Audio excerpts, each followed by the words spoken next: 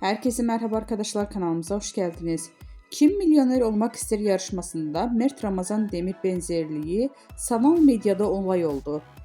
Kim Milyoner Olmak İster son bölümünde sorular değil bir yarışmacının ünlü oyuncu Mert Ramazan Demir'e çarpıcı benzerliği geceye damga vurdu. Yarışmacının yayınlanmasının ardından sosyal medyada kullanıcıları adeten alarma geçti. Yeni bölümleriyle ekrana gelen yarışmalardan büyük ödül için verdiğim mücadeleler her zamanki gibi heyecan yarattı. Ancak asıl konuşulan yarışmacılardan birinin Mert Ramazan Demir'e neredeyse birebir benzemesi oldu. Mimikleri, duruşu, yüz hatları, bakışları seyirciler arasında büyük şaşkınlık yarattı. Kullanıcılar gerçek Mert Ramazan Demir mi yarışmada? Bu benzerlik tesadüf olamaz. İkizini bulmuşlar resmen gibi yorumlar paylaşıldı.